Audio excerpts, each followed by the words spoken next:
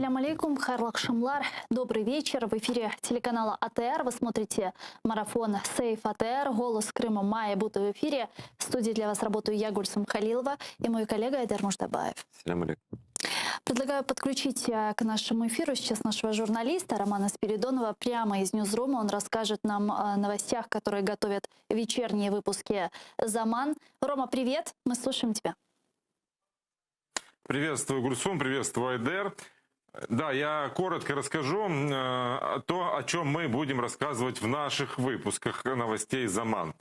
Крымчанина Олега Приходько оккупанты приговорили к 5 годам колонии строгого режима и к штрафу в 110 тысяч рублей. Южный окружной военный суд в Ростове-на-Дону вынес незаконный приговор по сфабрикованному уголовному делу за якобы попытку совершения террористического акта, а также подготовку поджога генконсульства России во Львове.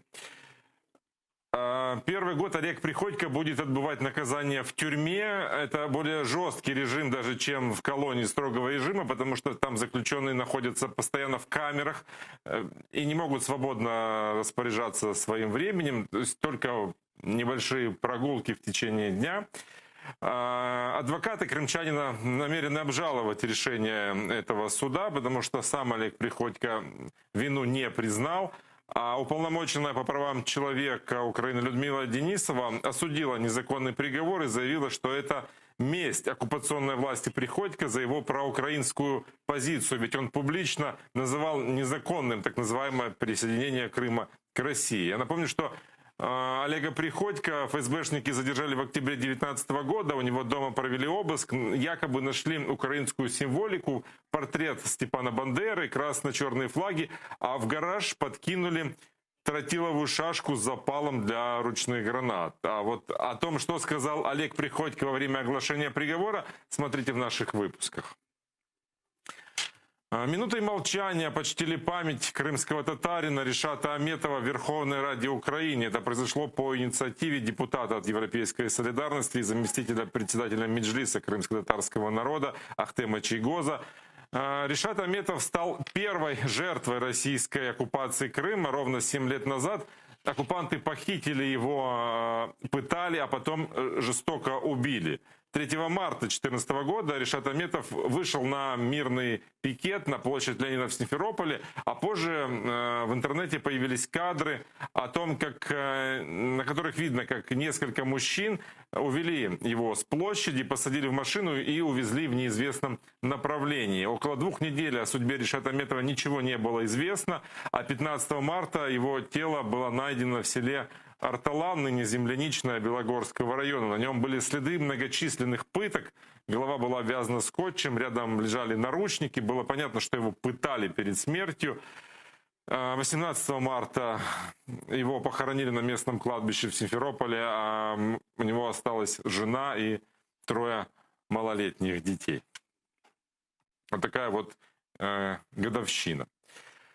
Еще новости из оккупированного Крыма. Оккупанты задержали жителя Симферополя за публичное оправдание терроризма. ФСБшники пришли к нему с обыском, а потом увезли в свое управление. Симферопольца оккупационные силовики уже назвали сторонником праворадикальной идеологии. Против него возбуждено так называемое уголовное дело за публичное оправдание терроризма или пропаганда терроризма. Задержанному грозит до 7 лет лишения свободы. Но вот имя задержанного пока неизвестно. И в чем конкретно, собственно, пытаются его обвинить оккупанты. Подробностей пока таких нет, мы выясняем.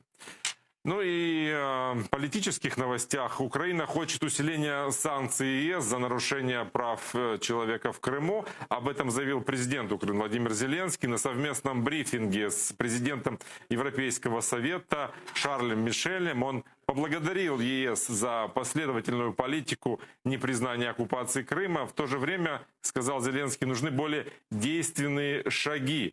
И добавил, что это могло бы стать мощным вкладом Брюсселя в деятельность крымской платформы, которую запустил президент, и установочный саммит, который пройдет в августе этого года. Шарль Мишель заверил украинского президента в желании Европы содействовать деоккупации полуострова и пообещал, что Евросоюз будет продолжать совместную борьбу. Для участия в Крымской платформе президент Владимир Зеленский пригласил и президента Соединенных Штатов Америки Джо Байдена для того, чтобы он приехал на установочный саммит и принял участие в праздновании 30-й годовщины независимости Украины, которая будет отмечать в августе. Об этом сообщили в Министерстве иностранных дел Украины, но не уточнили, когда на самом деле можно ожидать визита президента Владимира Зеленского в США, и принял ли сам Джо Байден приглашение Владимира Зеленского приехать в августе, как сказали в МИДе. Нужно решить много организационных вопросов, в том числе и связанных с дипломатическими отношениями наших стран. Ну вот такие новости, о которых мы будем сегодня говорить в наших выпусках. Смотрите их в эфире АТР в 19:00 на украинском и в 21:00 на крымско-татарском языках. Студия. Спасибо тебе, Рома. Это был наш журналист Роман Спиридонов прямо из Ньюзрума. Мы работаем в прямом эфире. Подключайтесь к нам в эфир на экраны ваших телевизоров. Режиссеры периодически выводят номер телефона +38 073 419 41 58. Звоните нам абсолютно бесплатно по Вайберу. Присоединяйтесь по скайпу atr.tv, это наш адрес. Ну и подписывайтесь на наш YouTube-канал, телеканал АТР большими буквами латиницей. Там мы вещаем как в онлайн-режиме, так и можете видеть все наши программы в записи. Ну и туда же мы выкладываем самые интересные фрагменты из наших эфиров. Айдер, я предлагаю перейти к обсуждению вышеупомянутых новостей. Ну, вообще, конечно, новость с Приходько — это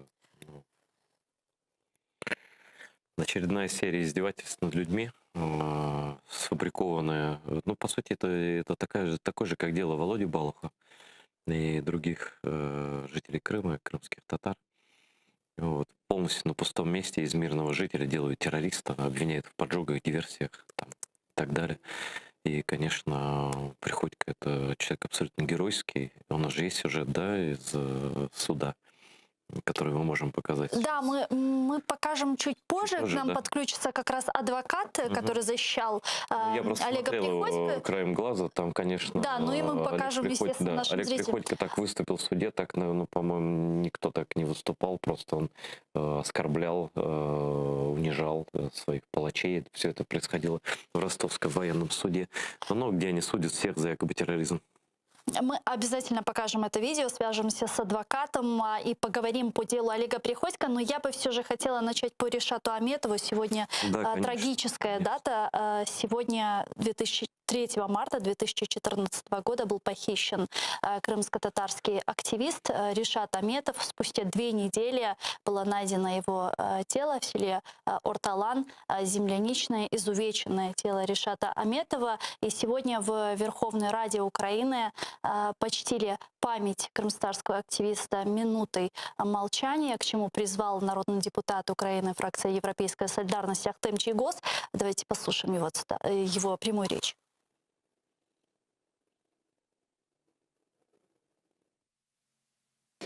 Сьогодні рівно 7 років тому за мирний пікет проти російського окупанта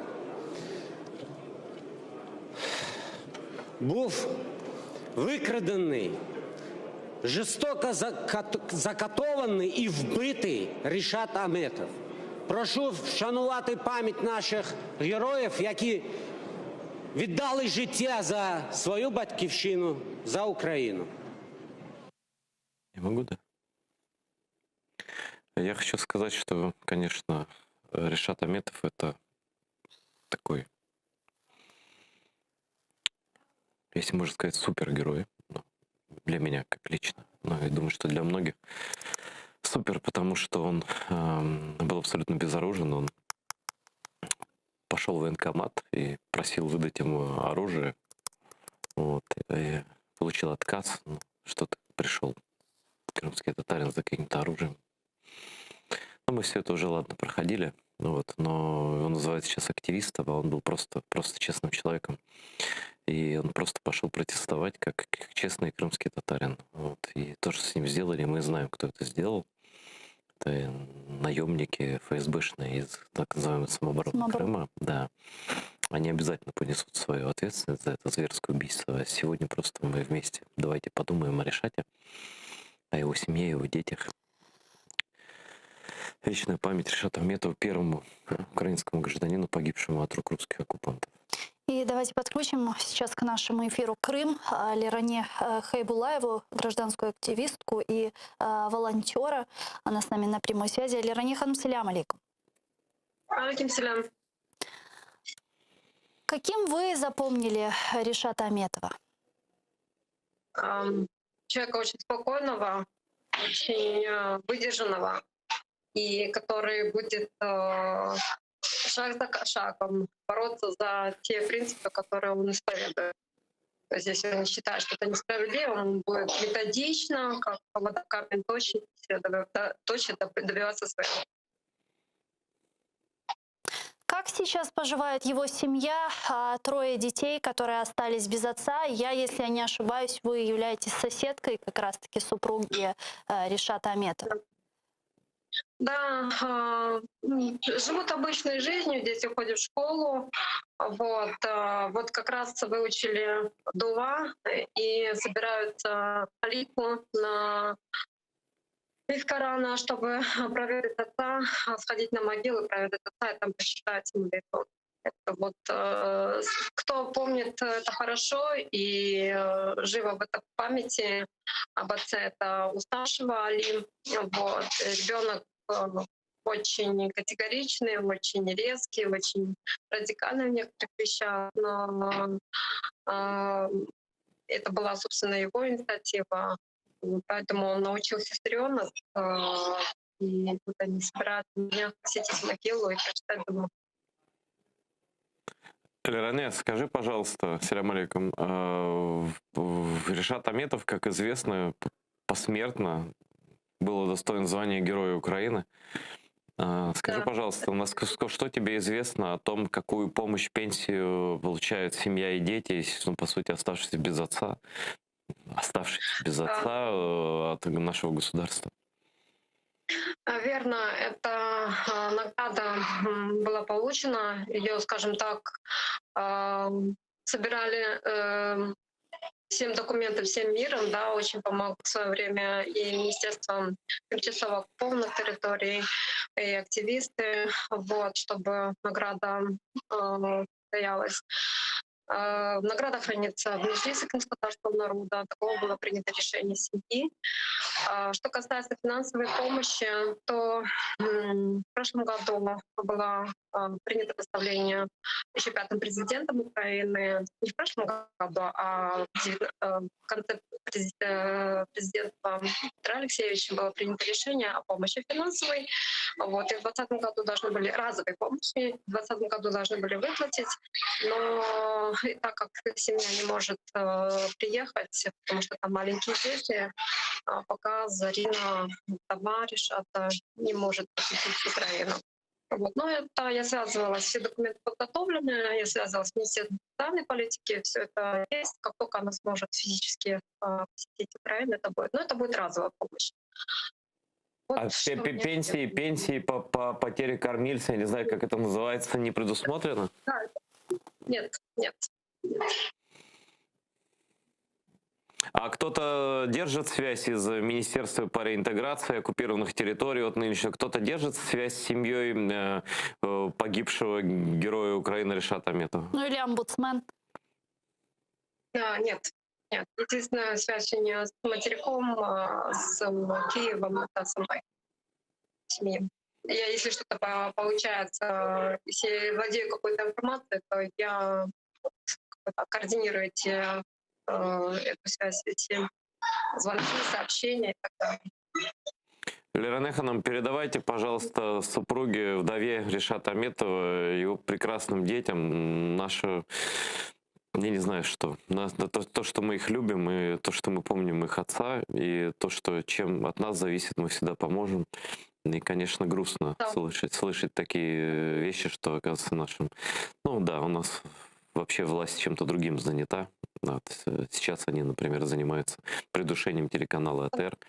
Да, но не до семьи Героя Украины, я понимаю.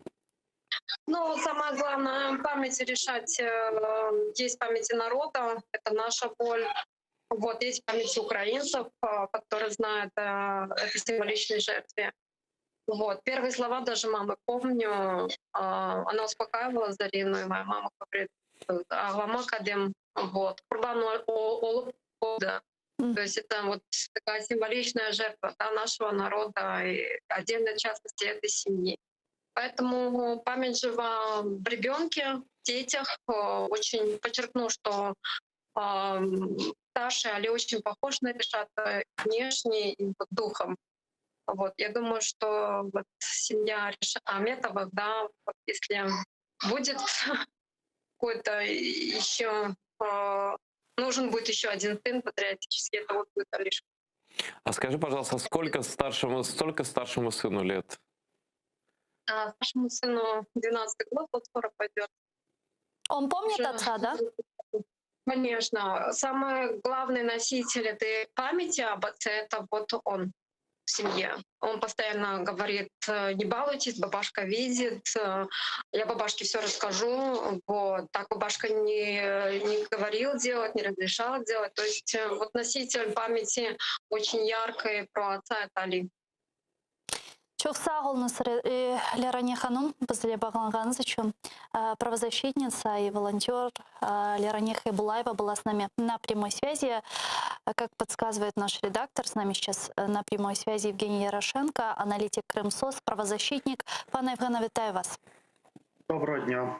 Ну вот вы слышали сейчас нашу дискуссию с Леране Ханум, и как оказалось, структура по Крыму, Министерство реинтеграции, омбудсмен не помогают семье Ришата Аметова. Почему и что мы можем делать, что могут делать сегодня правозащитники? Здесь много вопросов, которые мешают адекватной реакции Украины как государства для помощи жертвам насильственных исчезновений. Ведь я напомню, что Ришат Аметов — это не только первая жертва насильственных исчезновений в Крыму, но и вообще первая жертва российской агрессии против Украины. Здесь много институционных вопросов. Например, комиссия, которая занимается поиском пропавших, она так создана, что этот закон, он применяется к территории Донбасса, но он почему-то исключает географический охват Крымского полуострова. Из-за этого мы видим вот такие вот ограничения. К тому же у нас в законодательстве очень слабо урегулирован вопрос защиты жертв семей насильственных исчезновений. И поэтому возникает такая ситуация, когда семьи жертв не получают должного внимания со стороны государства. Мы бы хотели еще вот сегодняшнюю новость обсудить. Вот Айдер уже в начале нашего эфира упоминал. Сегодня вынесли приговор в Южном окружном военном суде в Ростове-на-Дону активисту, проукраинскому активисту Олегу Приходько. Его приговорили к 5 годам колонии строгого режима и присудили уплатить штраф в размере 110 тысяч рублей. У нас есть его синхрон. Во время оглашения вот этого псевдоприговора Олег Приходько реагировал на этот псевдоприговор следующим образом. Давайте вместе сейчас послушаем и продолжим. Вы были коммуняками, рождаетесь коммуняками из двух людей. У нас в Украине говорят коммуняку, москаляку, нагиляку. Давай, устройство отдыхай. переквалифицировала часть 1 статьи 223 Надеюсь, приеду бизнес. 2010 год, номер 398. Москаляку, нагиляку. Коммуняку, нагиляку. С истечением срока давности освобожденного от Рыбак у вас все хотели видать. Хороший поведение. по части 1 статьи 222 прим. Он все это Украина скажет, патриот Украины. Незаконно приобретенный. Хочу, чтобы вы сдохли, все знают. тогда и коронавируса не будет, и терактов в мире ничего. Но Украина китайская граница, все будет классно. По части 5 части статьи 23 прим. Адвокат Олега Приходько Назим Шихмамбетов псевдоприговора прокомментировал следующим образом. Давайте послушаем его.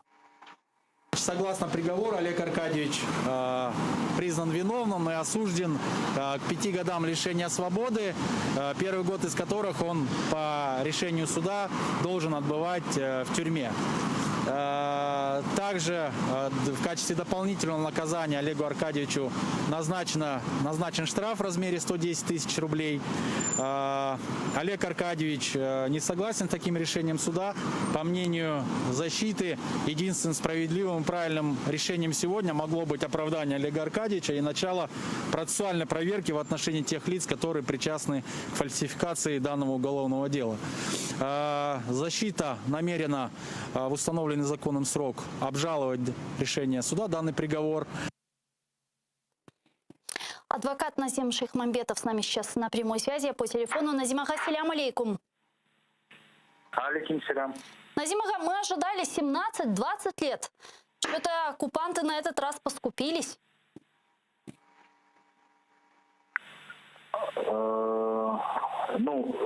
Как я сегодня уже неоднократно говорил, по глубокому убеждению защиты и те, кто следил за этим процессом, наверняка будут с вами солидарны, что единственным правильным решением было бы оправдание Олега Аркадьевича и, безусловно, наказание тех людей, которые причастны к фальсификации. Но, к сожалению, этого не произошло. Видать, сегодня суд вынес такое решение, осудив Олега Аркадьевича и назначив ему наказание в виде лишения свободы.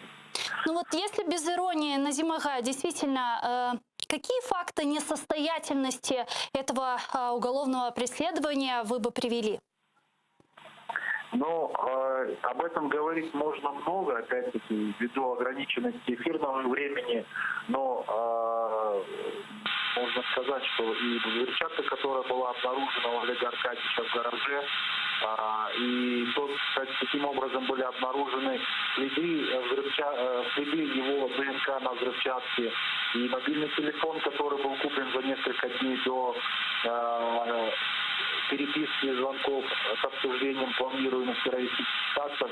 И все это в совокупности, оно ярко иллюстрирует и красноречиво подчеркивает, что это дело ничего общего, к сожалению, с юридической практикой не имеет. Это дело, по мнению Олега Аркадьевича, ярко выражено политическое и является, по его мнению, местью за его проукраинскую позицию, за что он публично высказывал мнение относительно принадлежности Крыма. В частности, он говорил о том, что Крым является частью Украины, Российская Федерация, присоединив Крым к своей территории, нарушила международное право и взятые на себя по международному праву обязательства. Скажите, пожалуйста, Назим Бей, а будете ли вы совместно, наверное, с правозащитниками добиваться статуса узника совести политзаключенного для Олега Приходько, международного статуса?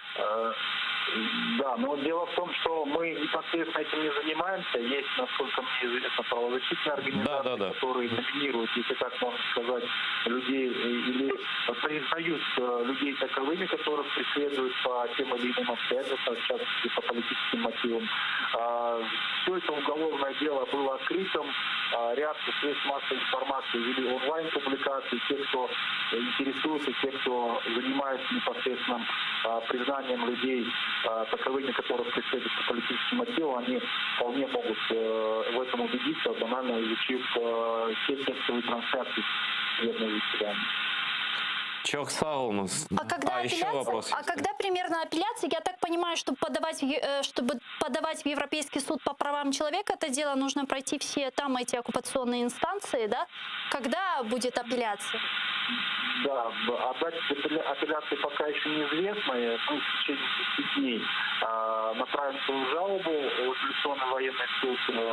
После этого, после принятия данной жалобы производства, суд установит дату, назначит рассмотрение наших жалоб. Но пока данная дата неизвестна. Чухсагул нас Назимага, адвокат Олега Приходько, Назим Шихмамбетов был с нами на прямой связи. Пане Евгене, скажите, что нужно сделать для того, чтобы Приходько признали узником совести на международном уровне?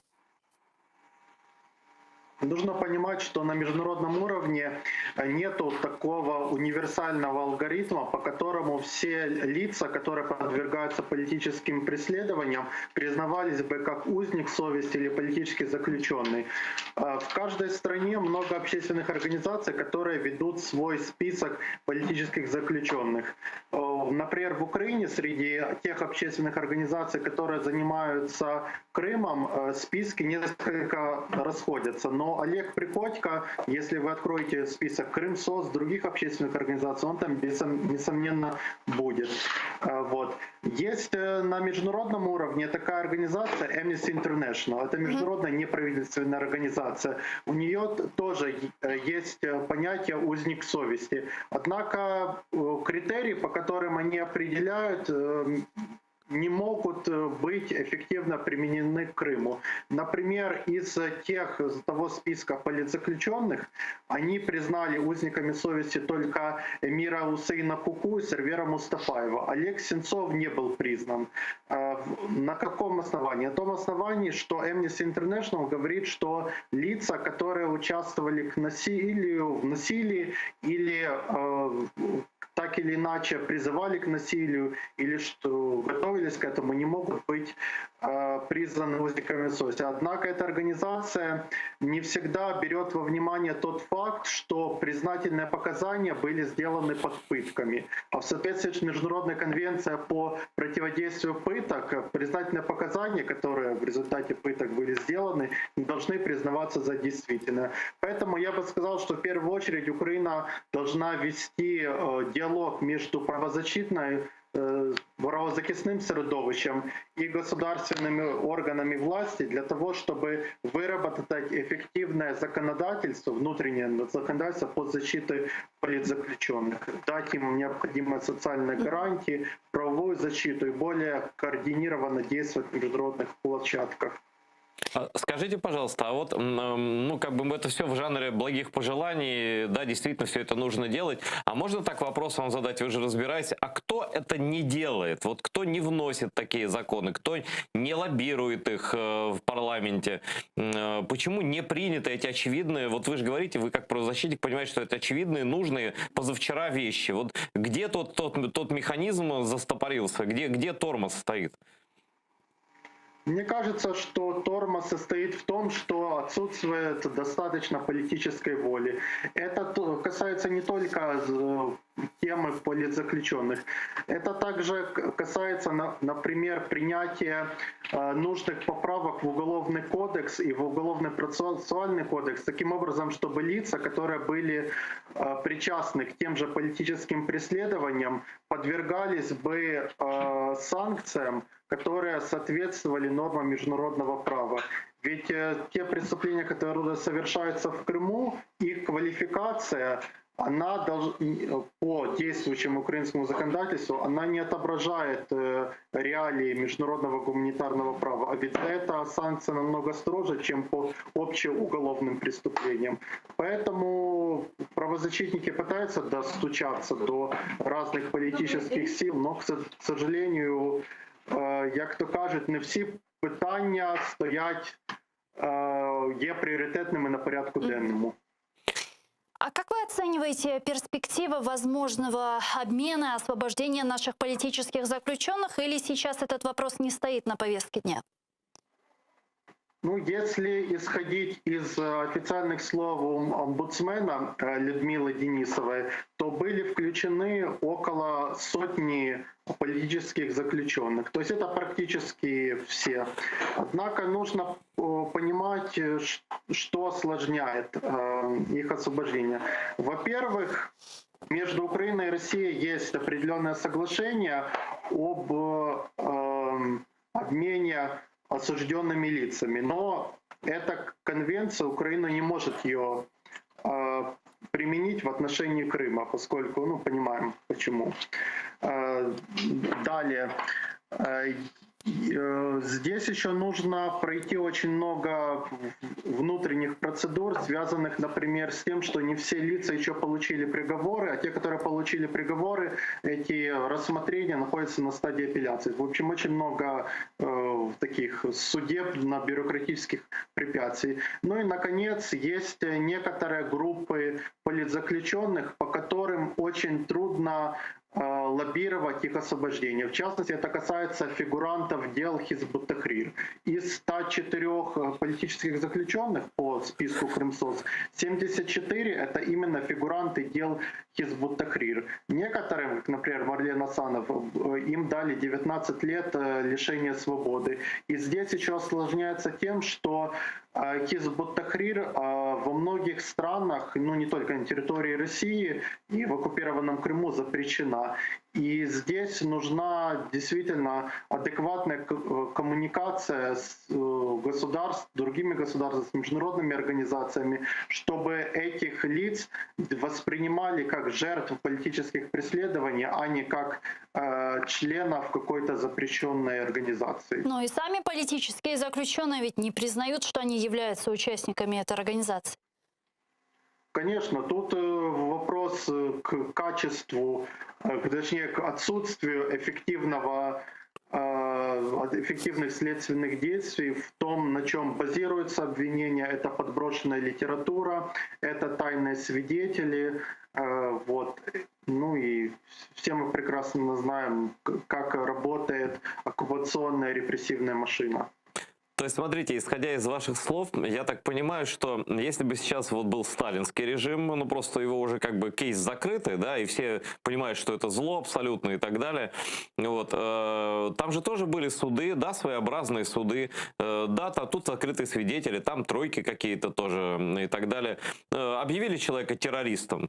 Ну все, Amnesty International говорит, ну раз обвинили в терроризме, значит он готовился к силовому там чего-то, и он не узник совести. А этого обвинили в связях там с международной террористической там какой-то оргсетью, да, там, ну все, ну раз оккупанта обвинили, как может Amnesty International с этим спорить, да? То есть тут выбор как бы ярлыка остается за палачом, да, в итоге, даже и до сих пор так. И вот как этому противодействовать, что Украина должна подавать эти списки в ООН, я не знаю куда, в международные суды, как-то вот опровергать этот сюрреализм в отношении людей, когда обвиняющий называет их как хочет, и международное сообщество такое, ну да, ну раз путинский суд сказал, ну как можно возражать, да.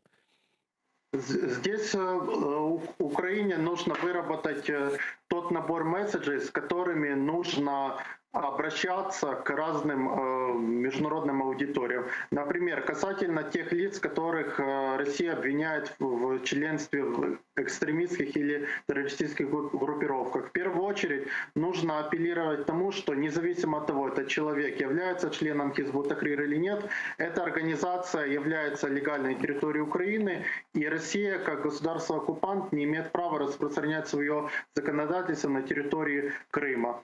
Далее, то здесь нужно говорить, что использование антиэкстремистского или антитеррористического законодательства направлено не для того, чтобы повышать безопасность и как-то поддерживать общественный порядок в Крыму, а это те инструменты, которые используются для преследования нелояльных групп. Будь то люди с проукраинскими взглядами, как Олег Приходько, или будь то активисты, крымско-татарские активисты, которые помогают своим собратьям, которые страдают от политических преследований. Дякуємо дуже. Чохсагол, нас Дякую. пане Євгене. Євген Ярошенко, аналітик Крамсос, правозахисник, був з нами на прямому зв'язку. Для деоккупации Крыма нужны более действенные международные шаги, в частности, санкции за нарушение прав человека. Об этом на совместном брифинге с президентом Европейского совета Шарлем Мишелем заявил Владимир Зеленский. Вот что он сказал. Наші оцінки ситуації в окупованому Криму, які стосуються системних порушень прав людини, збігаються. Я вдячний за послідовну політику Європейського Союзу щодо невизнання незаконної анексії Криму. У той же час потрібні більш дієві міжнародні кроки. Питання Криму має бути винесено на міжнародний порядок денний. Европейский Союз будет продолжать совместную с Украиной борьбу по деоккупации Крыма. Об этом заявил глава Европейского Совета Шарль Мишель. Вот что он сказал. Ми хочемо, щоб наша співпраця дійсно була ефективною, щоб здійснювалася деокупація Криму. І цю спільну боротьбу за свободу і честь, яку ми повинні вести, Євросоюз і Україна продовжуватимуть. Зараз з нами на прямому зв'язку Богдан Петренко, заступник директора Українського інституту дослідження екстремізму. Пане Богдане, вітаємо вас. Доброго дня. Доброго дня. Ну что ж, вот сейчас слышали заявление Зеленского, заявление Шарля Мишеля. Очень часто в последнее время президент Украины начал говорить про Крым, про оккупацию, про нарушение прав человека, про то, что мир должен противодействовать агрессии России. Появляется ли уже у вас надежда на то, что Зеленский будет еще более активно действовать в направлении деоккупации? Ви знаєте, надія має існувати завжди. Незалежно від того, як ми ставимося до президента, тому що так чи інакше президент, він висловлює ті сподівання, які існують в українському суспільстві. Що стосується безпосередньо Зеленського і безпосередньо його позиції по Криму, то, звичайно, необхідно виділити декілька складових. Перше, це, звичайно, необхідність демонстрації самим Зеленським дійсно якихось кроків, тим більше, що певні надії все-таки на нього покладалися. І такі кроки, я думаю, що це чудовий взагалі був крок, який стосувався стратегії щодо повернення Криму, але ми будемо дивитися, яка дійсно буде ця стратегія. З іншого боку, є політичні дійсно моменти, які варто також враховувати. Зокрема, це і рейтинг Зеленського, який знижувався перед такими заявами різкими, і ми бачимо, що Крим додав йому заяв, і Крим, і позиція по Донбасу, і різка позиція по Росії, в тому числі по зрадникам і по тим зрадникам, які в Криму були. Така позиція дійсно певною мірою додала рейтингу Зеленському.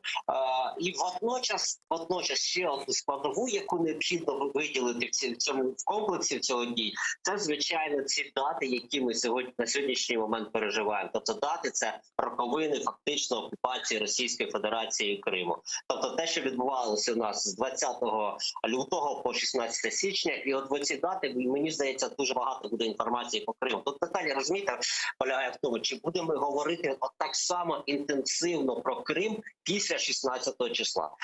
Чи будемо ми говорити так само про зрадників, які в Криму, і чи ми будемо говорити, наприклад, про ті санкції, які ми будемо застосовувати до цих зрадників.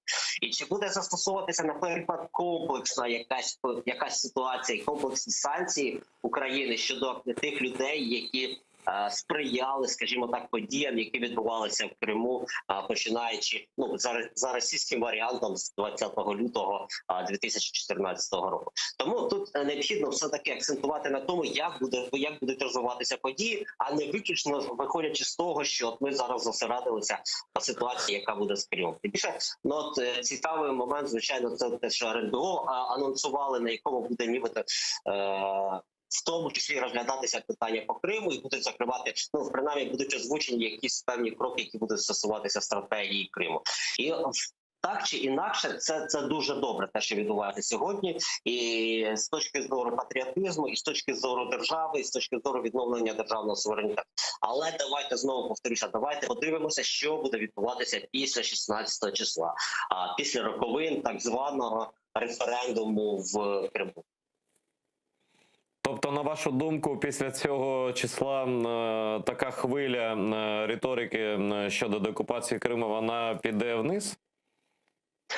Ви знаєте, вона в будь-якому випадку піде вниз, як би цього нам не хотілося. Тут питання в тому, чи будуть системно виконуватися ті дії, які на сьогоднішній момент приймаються, умовно кажучи, на ті ж РНБО. Тобто, чи буде реалізовуватися ця стратегія, про яку весь час будуть говорити? Чи буде реалізовуватися та платформа, кримська платформа, про яку президент неодноразово анонсував?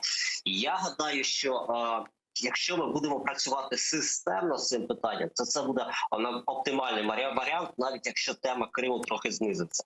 Але так чи інакше, я завжди буду виступати за те, щоб тему Криму підтримувати, тому що ми завжди кожен день, мабуть, не лише по вашому каналу, я розумію по специфіку вашого каналу, а й по іншим каналам, тема Криму має акцентуватися, і люди повинні пам'ятати, що ми Крим будемо повертати. Тому що я бачу, в деяких людей склалося, знаєте, таке якесь песимістичне ставлення до того, що Крим залишиться в Російській Федерації. Я цього не підтримую, і я вважаю, що оце якраз є впливом того, що ми починаємо забувати про Крим, що ми говоримо про Крим виключно в ті дати, коли стосувалися цих трагічних подій, які стосувалися Криму.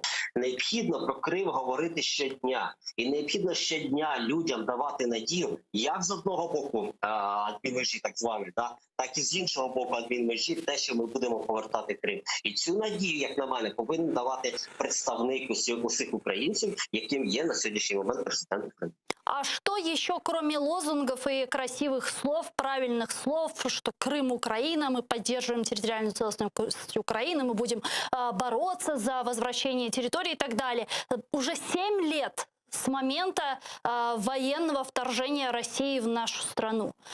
Вы можете назвать хотя бы 3 практических шага, которые сегодня сделало государство Украины в направлении деоккупации? Я не говорю про инициативы Крымской платформы, все же это сейчас находится на этапе подготовки, про намерения и так далее. Вот 3 практических шага. Ну, це, звичайно, те, що ми розглядаємо в міжнародних судах, що стосується порушення Росії різних міжнародних договорів. І це дійсно це дуже важливо, як на мене, і дуже це важливе питання. Інше питання – це, звичайно, посилення українського флоту, який здійснюється за допомогою, в тому числі, і наших партнерів зі Сполучених Штатів, наших партнерів з Європейського Союзу. Тобто ця допомога нам необхідна, і ми розуміємо, що навіть якщо, точніше, вірогідніше всього ми будемо повертати Крим мирним шляхом. Але так чи інакше сила і позиція сили необхідна України для того, щоб цей мирний шлях він був підтриманий і в тому числі і військовим шляхом. І третє важливе питання – це, звичайно, мовлення на Крим. Так чи інакше ми вже, мабуть, 100 разів обговорювали це питання, але тим не менше ми маємо говорити, що деякі канали існують. Всупереч проблемам з державним фінансуванням, дякуючи, можливо, вашій власній ініціативі існує АТР. Існує той канал «Дім», який на сьогоднішній момент розкручують. Ну, правда, я на сьогоднішній момент навіть не знаю, наскільки він впливовий є в інформаційному просторі. Є ініціатива, низка ініціатив, в тому числі і достукатися до сердець кримчан через соціальні мережі, тому що ми розуміємо, що так чи інакше соціальні мережі на сьогоднішній момент дуже багато чого означають. Ну, якщо ми говоримо про 3 позиції, то я 3 озвучив. Звичайно, все це мало відбуватися в межах якоїсь стратегії і в межах якогось бачення. Тобто, щоб це, знаєте, не виглядало якимись просто поодинокими кроками. Тому що, от візьмемо так ситуацію з вашим каналом. То виділяється фінансування, то не виділяється фінансування. Тобто немає якоїсь чіткої позиції щодо того, що от ми будемо використовувати АТР для того, щоб впливати на, умовно кажучи, на позицію громадян в Криму, і це є частиною нашого впливу. Тобто розуміння цього є, а практичної реалізації цього немає. Чому немає? Тому що немає стратегії держави, стратегії повернення Криму. І знаєте, от я реально боюся, що от про ту стратегію, як ми на сьогоднішній момент говорять, що ця стратегія буде виключно папером. Тобто в ній будуть якісь прописані кроки, якісь чудові, правильні кроки, але чи будуть вони пов'язані між собою і чи будуть дійсно вони реалізовуватися? Ну, давайте будемо дивитися. Хотілося б ні, я оптиміст, і хотілося вірити, що будуть якісь кроки реалізовуватися.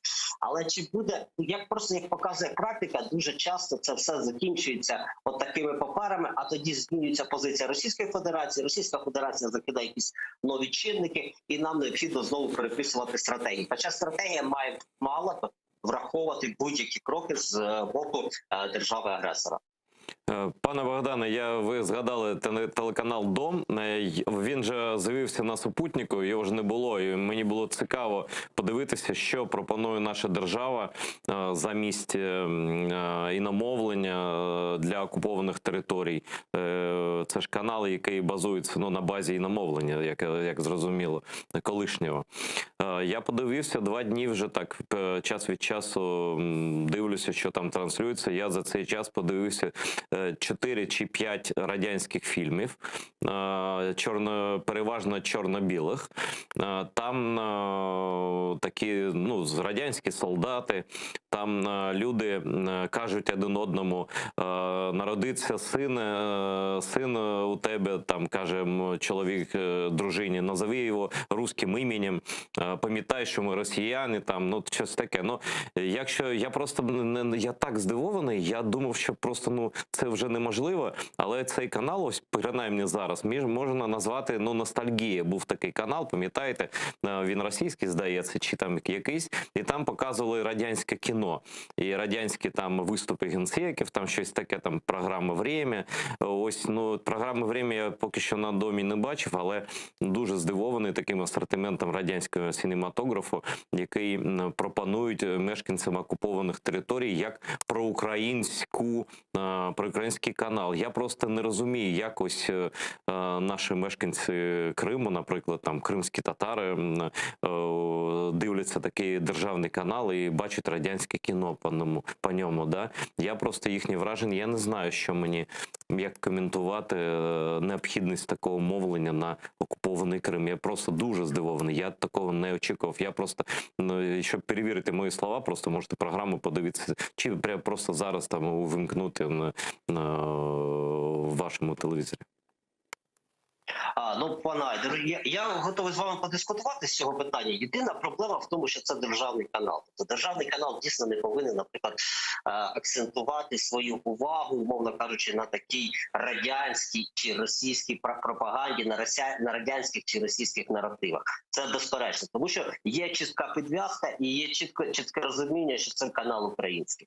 Якщо ми говоримо дійсно про вплив на кримчан, ми маємо розуміти, що частина кримчан є, умовно кажучи, невизначеної. Так? І от для того, щоб пробитися все до розуму цих кримчан, необхідно пробивати їх через такі, знаєте, радянські стереотипи, можливо, які засіли в їхніх головах. Тобто, умовно кажучи, ми демонструємо радянський фільм, а після цього ми різко закидаємо українську інформацію. Таке повинно бути, так. Але це не має здійснювати державний канал, це однозначно, тому що до державного каналу завжди буде, знаєте, таке...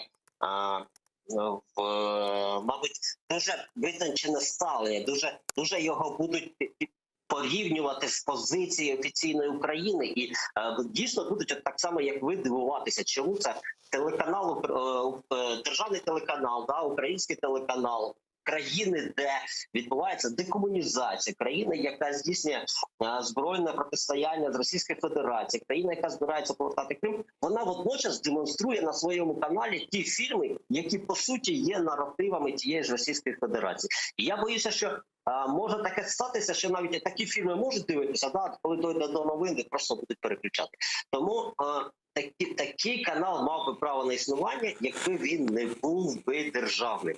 А державний телеканал, як на мене, він все-таки має більш, знаєте, повинен мати більш таки зважену позицію і більш чітку позицію. Тобто його завдання все-таки інформувати, надавати об'єктивну інформацію, а не спробувати, знаєте, пробивати серця через якусь там ностальгію по Радянському Союзу. Ну, зрозуміло, дякую вам за вашу думку. Я просто дуже здивований. Я думаю, може АТR щось не те робить, може для того, щоб отримати нарешті державну підтримку, ми маємо показувати радянське кіно кримським татарам. Я не знаю, чи може там просто щось не те ми робимо. Я не знаю, я просто розгублений якийсь там. Просто вибачте. Дякую вам. А я предлагаю нам перейти к следующей оккупированной территории, к Донбассу, и обсудить последние новости оттуда. Глава украинской делегации в трехсторонней контактной группе в Минске Леонид Кравчук считает, что осложнение военной ситуации на Донбассе в последнее время – это реакция России на активизацию действий Украины в отстаивании своих позиций. Вот его цитата.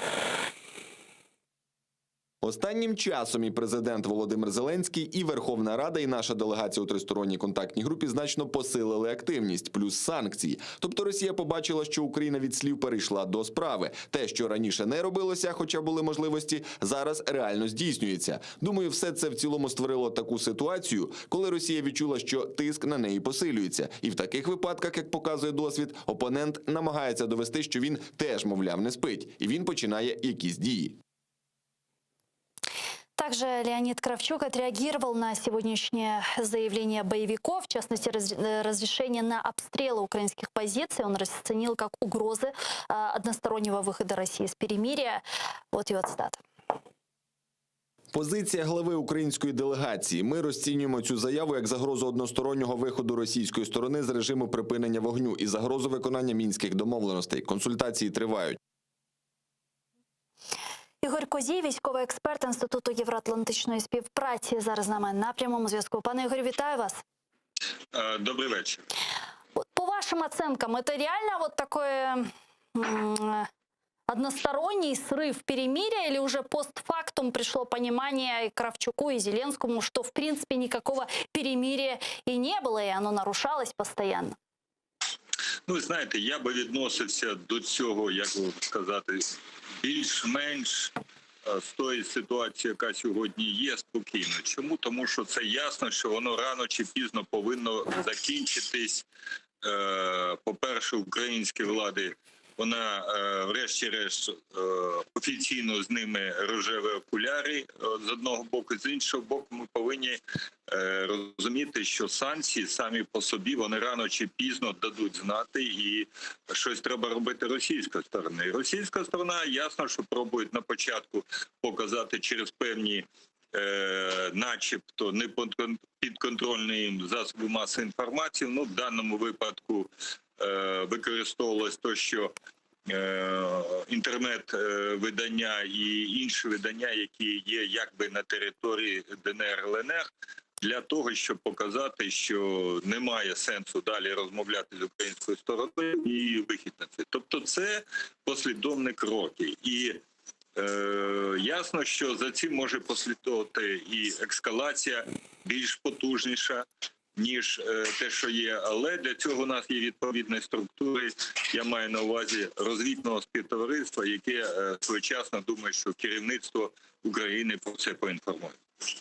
Пане Богдана, есть ли действительно, как вы думаете, риск эскалации конфликта? И готова ли Украина на возможное полномасштабное вторжение со стороны РФ? Ну, чому ми говоримо про ризик? Ескалація конфлікту вже відбувається. Тобто, фактично, ми переходимо до ситуації, яка до тої ситуації, яка існувала до 27 липня минулого року, тобто до моменту проголошення перемир'я. Тобто, так чи інакше, все рівно до цього мало перейти, бо ми розуміємо, що військовий тиск – це єдиний тиск, який на сьогоднішній момент залишається у Російській Федерації. Це фактично чи не єдиний аргумент, який вона може використовувати проти України, в тому числі протиснувши якісь там свої позиції. Як на мене, тут, мабуть, ескалація розпочалася не з посилення позиції України, а з розуміння російською стороною те, що Україна не піде на поступки. І те, що відбулося пізніше, це санкції проти медведчуківських каналів, санкції проти окремих російських діячів, ну, умовно кажучи, російських, українських зрадників. Все це відбулося вже потім. Тобто ми бачили, що так чи інакше ескалація вона почала відбуватися десь з січня, а позиція української сторони почала посилюватися десь з лютого. Я маю на увазі внутрішня ситуація. Мені здається, що на сьогоднішній момент Росія просто не має інших можливостей щось достукатися, і вона намагається не стільки залякати якоюсь великою війною, скільки залякати падінням рейтингу Зеленського, який постійно заявляє, що на Донбасі, що він досягнув миру на Донбасі. І фактично вона б'є персонально по ньому, в тому числі й через такі загострення, які відбуваються на Сході. Тому мені здається, що в цій ситуації необхідно виходити з того, що Російська Федерація так чи інакше вона буде зацікавлена в загостренні ситуації на Донбасі. Більше того, ми маємо розуміти, що загострення ситуації на Донбасі воно вигідно російській стороні, хоча б для того, щоб утримувати частину проросійського населення, яке є в так званих ЛНР і ДНР, в обіймі, в власних обіймах. Тобто, щоб ці люди просто не почали переналаштовувати свої багнети на російський бік і не почали розповідати, що Росія зрадила їх, Росія їх підданула, хоча за великим рахунком так воно і відбулося. Мені здається, що це налаштовування проти України – це фактично єдиний аргумент, яке Росія може сьогодні використовувати на Донбасі, тому що ні економічних здвигів там немає, ніяких там соціальних здвигів немає. Більше того, внутрішня ситуація, економічна ситуація в Російській Федерації і ті санкції, які посилюються проти Росії з боку західного світу, вони говорять тільки про одне. Вони говорять про те, що фінансування так званих республік буде зменшуватися. А чим менше буде фінансування, тим відповідно буде зростати недовольство в цих республіках, і відповідно це недовольство десь треба спрямовувати. І от Росія не знає кращого варіанту, як спрямовувати це недовольство в бік України, тобто формувати такий українофобський настрій на Донбасі. Дякуємо, пане Богдане. Дякую. Чухсаголос Богдан Петренко, заступник директора Українського інституту дослідження екстремізму, був з нами на прямому зв'язку. Пане Ігорю, чуєте? Так. Вот можно ли вот всю эту историю, санкции против опричников Путина, жесткие последние заявления Зеленского считать таким поворотным моментом в определении позиций Зеленского по Донбассу? Иными словами, прозрел ли Зеленский и действительно вот нет ли уже того ожидания, о котором вот эта фраза очень уже известная, да, увидеть мир в глазах Путина и так далее. То есть этого уже нет? Ви знаєте, я сказав би, що Зеленський прозрів ще задовго до візиту. Але питання полягало в тому, що, скоріш за все, дипломатичні заходи вживалися для того, щоб поступово Європу повернути в правильне русло і показати, що врешті-решт це не Україна винна в цьому конфлікті, це Російська Федерація. Ви ж бачите, що до цього часу Німеччина тримається і пробують відокремити, будемо казати, газогін Північний потік-2 від тих процесів, які сьогодні відбуваються на Донбасі. А це насправді не так. І для того, щоб Європу поступово, врешті-решт, привести до тих санкцій, на мій погляд, Зеленський вживає всі можливі, і в тому числі Міністерство закордонних справ, і неможливі заходи. І цей візит, він тільки зайвий раз буде підкреслювати те, що і вже, до речі, пролунали заяви такі, що, в принципі, вже на Російську Федерацію не дивляться як на нейтральну сторону, яка начебто не причетна до цього конфлікту, а вже є нотки в керівництві Європейського Союзу того, що Росія причетна до цього. І я сподіваюся, що санкції будуть впроваджуватись, потужні санкції будуть впроваджуватися, але фактично завдання України і далі нарощувати ці зусилля і показувати то, що не все так просто. Тобто не думайте, що Російська Федерація не працює в цьому напрямку для того, щоб показати, що вона начебто невинна в цьому процесі, що це виключно Україна. Згадайте то, що мітинги журналістів закритих каналів, вони, значить, зараз проходять під закладами Європейського Союзу в Україні. І основна вимога, значить, боротьба за свободу слова. Насправді ж ми ж чітко всі розуміємо, і вже це заявлено неодноразово і в Сполучених Штатах, і в Заході, що це є рупори пропаганди. Тому тут постійність, наполегливість, і я думаю, що результат буде досягнутий. Дякуємо дуже, пане Ігорю. Дякуємо. Чухсаголос Ігор Козій був з нами на прямому зв'язку, військовий експерт Інституту євроатлантичної співпраці. Пане Игорь упомянул «Северный поток-2». Я предлагаю продолжить эту тему и обсудить со следующим нашим гостем.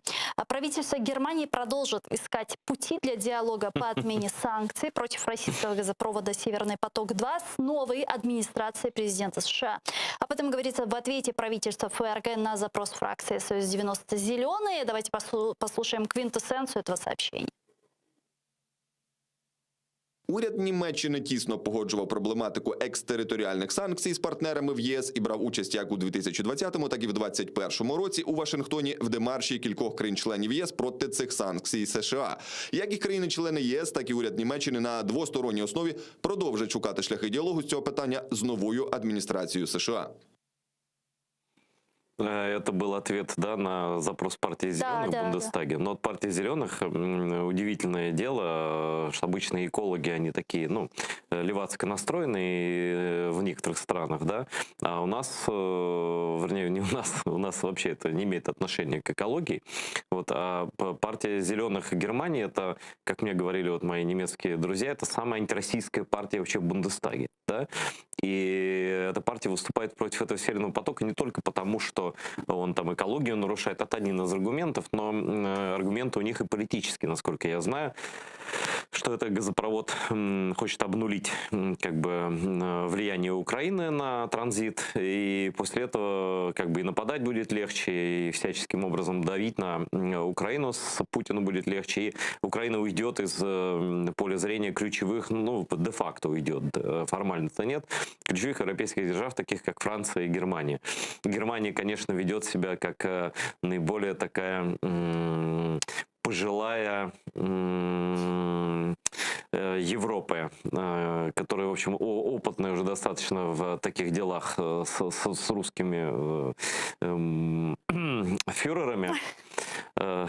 Телевизор все-таки мешает высказываться прямо. Вот. Но и так уже и этак, и так уже и этак. Они кто трогают этот вот шланг путинский, уже и так хотят в себя, значит, его воткнуть в Германию. И так, и эдак, и уже с Байденом Америка вроде как сопротивляется. Кстати, это будет хороший тест на то, действительно ли Байден, администрация Байдена настроена серьезно разговаривать с русскими или нет. Вот если вот этой пожилой европейской державе удастся продавить этот Северный поток, ну там и Франция на подхвате тоже такая, в общем, такая политическая вертихвостка часто в европейские. Они сейчас с Советским Союзом шашни крутили. Там такие, просто Гульсум не помнит, она тогда еще не существовала в истории крымстатского народа. Слава богу, что сейчас существуешь. Вот. Они уже этим занимались еще при Советах. Так что вот это Северный поток-2 это самый крутой тест вообще насчет того, что будет дальше. Потому что протащить эту историю, договориться, по сути дела, будет договор-то не Байдена там с Меркель или кто там за ней ведет, этот человек, который вообще, так сказать, Путина, похоже, любит, ее наследник. Вот, а это будет договор, по сути дела, с Путиным. Да? Будем наблюдать, будем внимательно смотреть за тем, что будет происходить. Простите меня за такой немножко, может быть, неожиданный комментарий.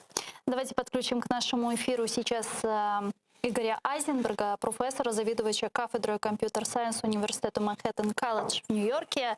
Пане Ігор, вітаємо вас. Вітаю вас. Доброго вечера. Вітаю вас. Добрый вечер. Какую позицию по Северному потоку-2 стоит ожидать от новой администрации президента США?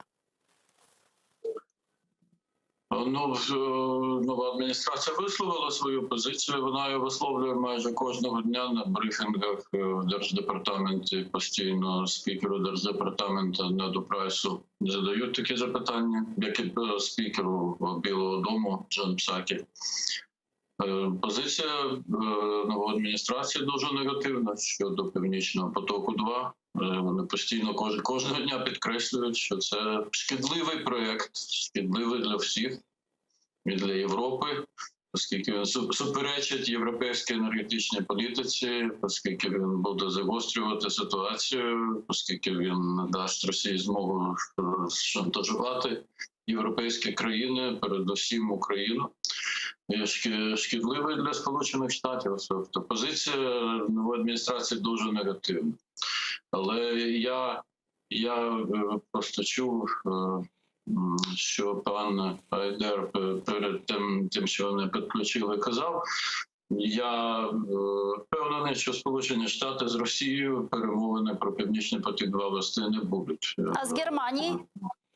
А з Німеччиною Сполучені Штати ведуть розмови про Північний потік-2, і саме з Німеччиною і треба вести, тому що Німеччина є союзником Сполучених Штатів.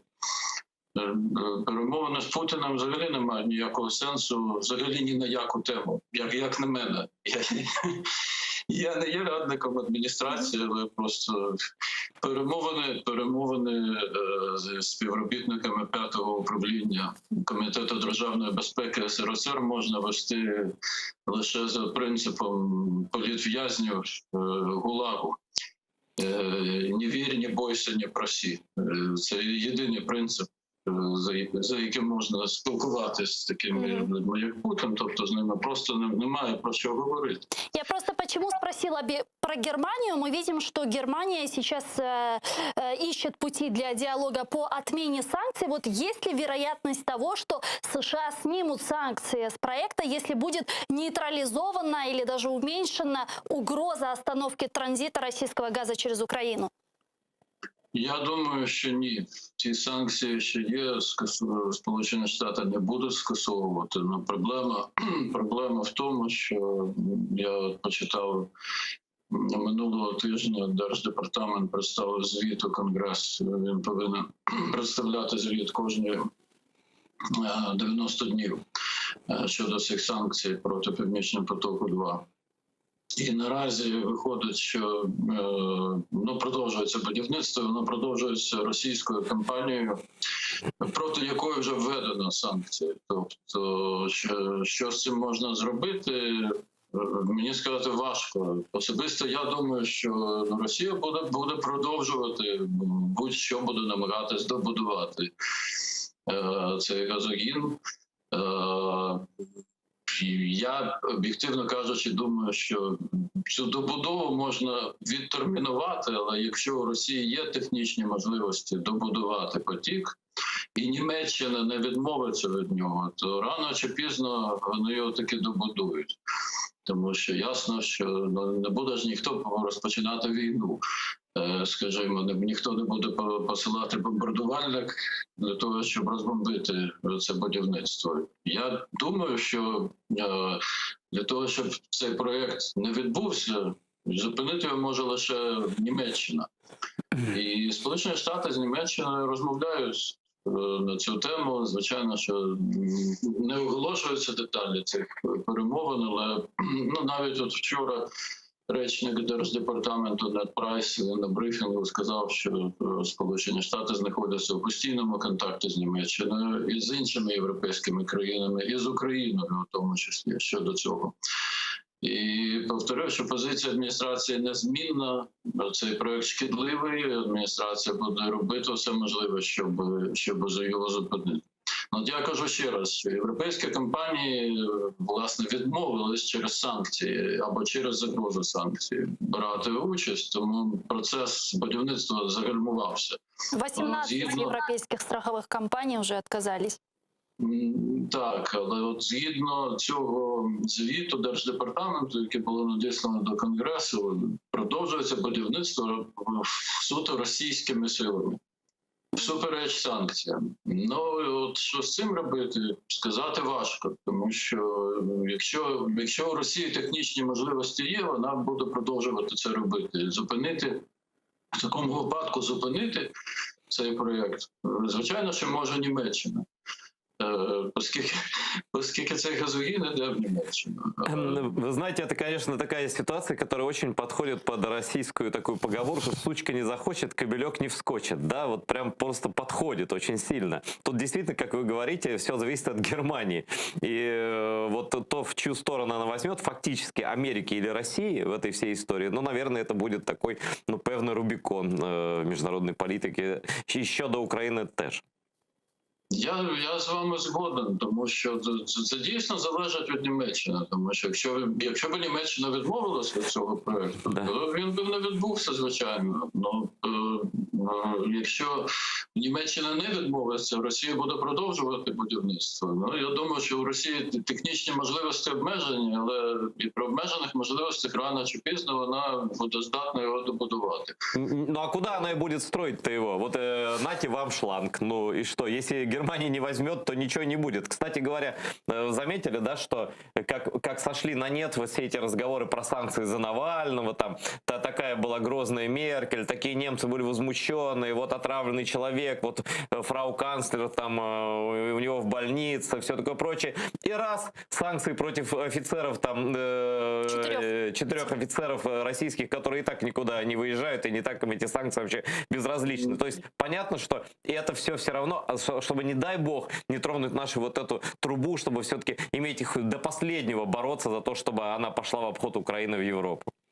Проблема, я думаю, що велика проблема, звичайно, в тому, що брудні гроші можуть робити дуже брудну роботу. І можливості, розумієте, я абсолютно розумію, що нова адміністрація Сполучених Штатів є абсолютним супротивником цього будівництва, цього газоводу. Ну, тому що він шкідливий для американських інтересів просто, тому що будь-який успіх Росії геополітичний буде, це шкідливо для американських інтересів. Просто за умовчанням. Але як запобігти закінчення будівництва? Я думаю, що найкращий шлях з боку нової адміністрації – це вести перемовини з Німеччиною. Там ще справа ускладнюється тим, що в Німеччині вибори мають відбутися цього року, і вони відбудуться точно до того, що Росія буде здатна добудувати газові. І далі питання буде в тому, який буде новий німецький уряд, тому що пані Меркель, вона чим далі, тим більше вона стає як про політиків, які не переобираються на наступний термін, кажуть, значить, кульгава качка. Так? Я без образ, просто вона знаходиться в такій ситуації, коли через півроку приблизно в Німеччині будуть вибори, і вона піде з посади. Тобто, чим ближче будуть вибори, тим менше буде її вплив на цю ситуацію. Там можуть тому працювати інші сили в Німеччині, які зацікавлені в тому, щоб добудувати Північний потік-2. І далі буде важливе питання в тому, хто виграє вибори, якою буде нова коаліція в Німеччині. Тому що якщо партія Зелених увійде до коаліції, то партія Зелених є дуже таким гучним супротивником цього газогону. Думаю, що однією з умов її участі в коаліції буде те, щоб зупинити це будівництво, щоб Північний потік-2 не відбувся. От якось так. Санкции Европейского Союза по Навальному, которые вы упоминали, они ведь синхронизированы с санкциями американскими. Правда, американцы ввели санкции против 7 высокопоставленных лиц РФ из-за отравления Навального. Насколько эти санкции вообще эффективны, и осмелится ли все же Байден и его администрация ввести более радикальные санкции, те санкции, которые были приняты Конгрессом США еще в 2017 году и которые были блокированы адміністрації Трампа? Я би сказав, що найбільш суттєві санкції, які вчора були запроваджені адміністрацією Сполучених Штатів, це не проти 7 фізичних осіб, хоча це доволі високопосадові особи. Такі як Бортніков, Кирієнко і там 2 заступники міністра оборони. Тому що це такі символічні санкції. Не знаю, чи є у них реальні статки в американських юрисдикціях. Можливо, у їхніх родин є, хто ж знає. Там є санкції проти Росії економічного характеру. Там є фактично заборона на експорт в Росію будь-чого, що може стосуватись оборонного сектору та використовуватись в оборонному секторі. Навіть фактична заборона, вона буде діяти через півроку. Не експорт в Росію будь-чого, що стосується навіть співробітництва в космічній галузі. Там на півроку відтермінування цієї заборони є. Тобто там досить суттєві економічні санкції, які би я порівняв з санкціями, які президент Рейган ввів проти Радянського Союзу в грудні 1981 року, після того, як Радянський Союз, за те, що Радянський Союз сприяв веденню військового стану в Польщі 13 грудня 1981 року. Тобто там заборона експорту в Росію товарів та послуг, які можуть бути будь-яким чином використані в російському оборонному секторі.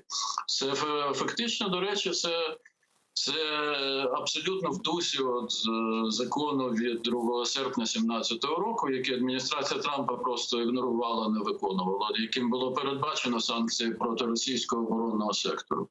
Ну, тобто, наприклад, для Росії тепер буде проблема навіть закупляти легальне програмне забезпечення виробництва американських компаній, тому що це все буде тепер ліцензуватись, кожна заявка буде розглядатись окремо, там, значить, і в цьому рішенні про санкції сказано, що буде діяти презумпція відмови, тобто будь-який запит на виключення з цих санкцій буде розглядати з точки зору, чи треба відмовити.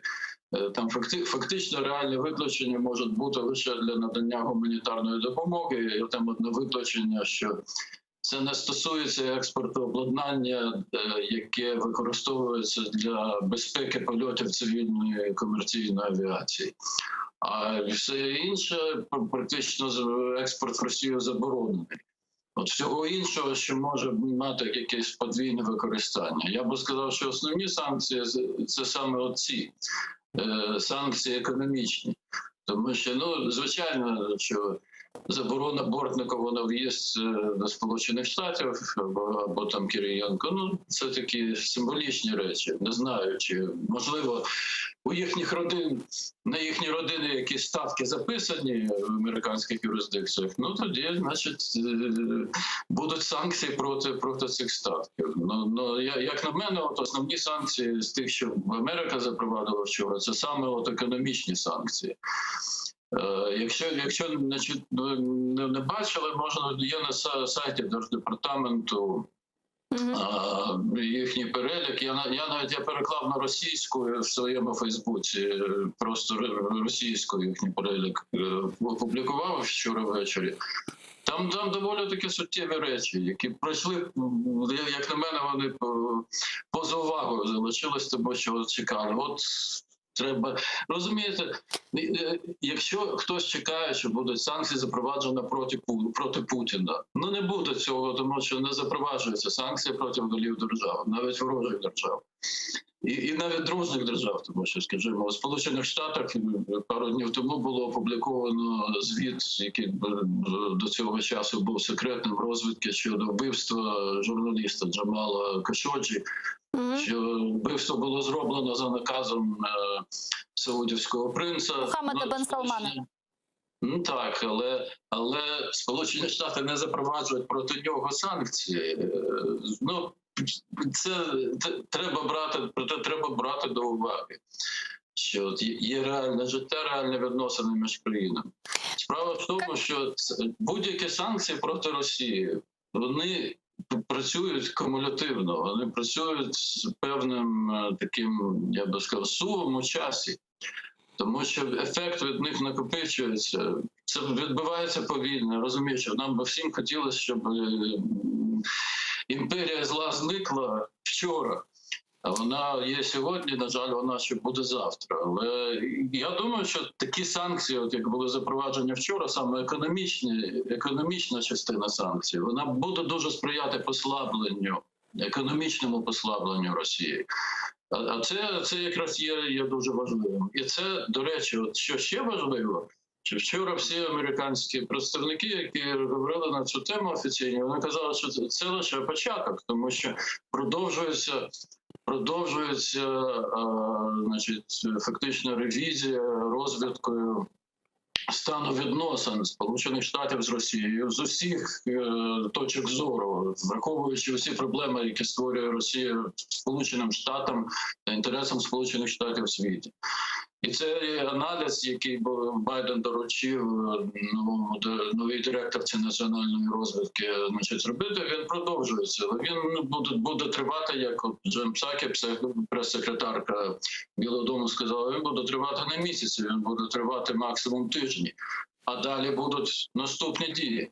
І вчорашнім рішенням Сполучені Штати, думаю, дуже добре показали Росії, що на будь-який ворожий крок, на будь-яку наступну злоякісну дію, будуть протидії. Причому, на відміну, скажімо, від республіканських адміністрацій, демократичні адміністрації США ще дуже опікуються правами людини. Я не знаю, чи, скажімо, хтось в Україні дивився, зараз дуже таки відкритий у нас Держдепартамент, буквально кожного дня там на сайті з'являються заяви держсекретаря, заяви Держдепартаменту з приводу порушень прав людини в різних країнах, у тому числі з приводу порушень прав людини в Росії, у тому числі. Це, розумієте, накопичується крок за кроком. В якийсь момент будуть нові санкції, в якийсь момент потім будуть нові санкції. Тобто на кожний цей злоякісний крок Росії обов'язково буде відповідь. Відносини між США та Росією будуть дуже прохолодними в найближчі роки. Тому що це діалог буде на такому рівні, як був діалог між адміністрацією Рейгана та Радянським Союзом в першій половині 80-х. А что касается диалога с руководством Украины, до сих пор не состоялся телефонный разговор Байдена с Зеленским.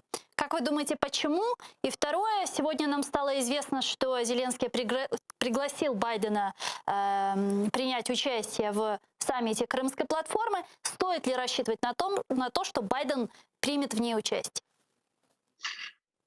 Значить, відповідь на перше запитання. Ну, Байден, до речі, він не спілкувався з усіма лідерами усіх навіть держав, навіть членів НАТО. З кількома з них спілкувалася віце-президент Харріс. З деякими країнами було спілкування членів НАТО на рівні міністрів закордонних справ, тобто держсекретар Блінкен спілкувався. І, до речі, держсекретар Блінкен мав розмову з міністром закордонних справ України Кулебою. Там повідомлення Держдепартаменту про розмову, ну, така вона була дуже тепла з боку Сполучених Штатів щодо ставлення до України усіх проблем України. Я не знаю, чому не відбулася розмова між Байденом та Зеленським. Напевно, Зеленському слід чекати на це частково, принаймні, відповіді у тому, як він ставився до Байдена. Період, коли Трамп його просив проводити розслідування стосовно Байдена, Зеленському слід чекати відповідь у кримінальних справах, які проти Байдена там порушувала Генеральна прокуратура України. Я не думаю, що це може мати вплив на стосунки між Сполученими Штатами і Україною як державами. Як ви розумієте, і в заяві Байдена, і в заяві Блінкена, які були минулого тижня з приводу 7-ї річниці початку агресії Росії проти України, сказано, що Сполучені Штати підтримують та будуть підтримувати тих в Україні, хто бореться за свободу України, за відновлення територіальної цілісності України, за суверенітет України, за те, щоб Україна була розвиненою демократичною державою. Тобто це показало, що Сполучені Штати подають руку тим, хто є патріотами України, хто буде боротися за те, що було перелічено.